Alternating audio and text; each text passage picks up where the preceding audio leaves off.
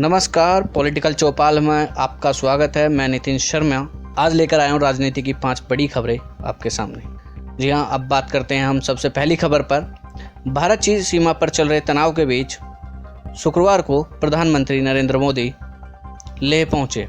PM Modi ने शुक्रवार सुबह अचानक ही लेह पहुंचकर सबको चौंका दिया। प्रधानमंत्री के साथ chief of defence staff general Bipin Rawat और सेना प्रमुख जनरल मनोज मुकुंद नारवेन भी मौजूद रहे। पीएम मोदी ने इस दौरान सैनिकों से मुलाकात की और सेना की तैयारियों का जायजा भी लिया।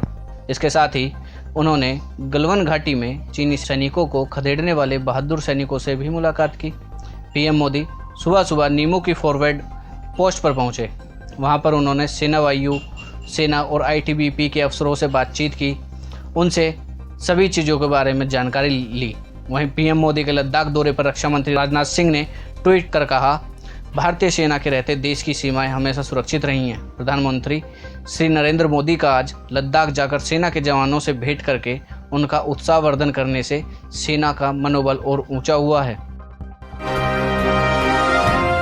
तमिलनाडु में वीपी दुरईसामी ने भारतीय जनता पार्टी के उपाध्यक्ष पद पर नियुक्त होने के बाद पार्टी अध्यक्ष एल मुरुगन से मुलाकात की। द्रविड़ मुनेत्र कड़गम के उप महासचिव के पद से हटाए जाने के बाद वे हाल ही में भाजपा में शामिल हुए थे। वीपी दुरईसामी भारतीय जनता पार्टी के एक भारतीय राजनीतिज्ञ और तमिलनाडु विधानसभा के पूर्व सदस्य हैं। उन्होंने 1989 से 1991 और 2011 तक तमिलनाडु विधानसभा के उपाध्यक्ष के रूप में कार्य किया है। वे 1995 से 2001 तक राज्यसभा के सदस्य भी थे और कई विधायिका समितियों के अध्यक्ष भी रहे हैं। उन्हें उप महासचिव के पद से निष्कासित कर दिया गया था। 21 मई 2020 को डीएमके को छोड़कर वे भाजपा में शामिल हो गए। बिहार इन दिनों राजनीतिक गलियारों में बहुत ही चर्चित है। इसकी वजह विधानसभा चुनाव का करीब आना है। विधानसभा चुनाव के ठीक पहले नीतीश कुमार के प्रति लोक जनशक्ति पार्टी के राष्ट्रीय अध्यक्ष चिराग पासवान की तल्खी इन दिनों सुर्खियों में है। सीधे सीधे वे नीतीश कुमार के नेतृत्व वाली सरकार के काम पर कड़वी टिप्पणी कर रहे हैं। पिछले दिनों अपने नेताओं को उन्होंने वीडियो कॉन्फ्रेंसिंग में कहा, चुनाव में हर स्थितियों के लिए तैयार रहें। चिराग के इस रुख को विधानसभा चुनाव में अधिक सीट हासिल करने की रणनीति के तौर पर भी देखा जा रहा है। जनता दल यूनाइटेड जेडीयू का जवाब बहुत साफ है। वह एलजेपी को अपनी सीटें नहीं देगा। सीटों के बारे में वह भारतीय जनता पार्टी बीजेपी से बातचीत करे।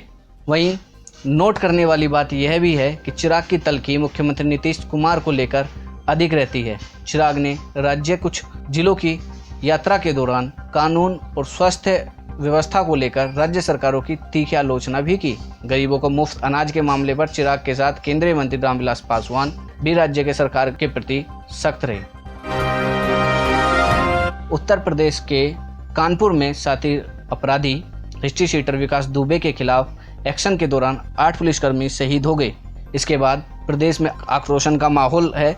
सीएम योगी आदित्यनाथ के साथ ही डीजीपी हितेश चंद्र अवस्थी शुक्रवार सुबह वहां पहुंचे, जहां अपराधियों को पकड़ने की जुगत में उन्होंने 7000 पुलिसकर्मियों को लगाया है।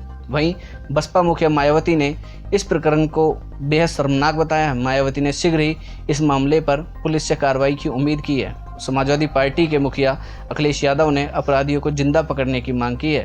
कांग्रेस महासचिव प्रियंका गांधी ने प्रदेश की खराब कानून व्यवस्था को इसका कारण बताया है। विपक्ष के तीनों नेताओं ने ट्वीट किया है। बहुजन समाज पार्टी की मुखिया मायावती ने कहा कि कानपुर में 7 अपराधियों में से एक भिड़ंत में डिप्टी एसपी सहित 8 पुलिसकर्मियों की मौत व 7 अन्य के आज तड़के घायल होने की घटना अति दुखद, शर्मनाक व दुर्भाग्यपूर्ण है। यह स्पष्ट है कि योगी आदित्यनाथ सरकार को अब भी खासकर कानून व्यवस्था के मामले में और भी अधिक चुस्त व दुरुस्त होने की जरूरत है।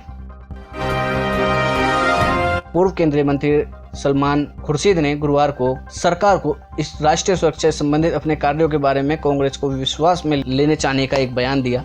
इसमें उन्होंने कहा कि पार्टी बहुमूल्य सुझाव दे सकती है। उन्होंने कहा कि पार्टी को कठपुतली की तरह नहीं माना जा सकता और इस पर विचार विमर्श होना चाहिए।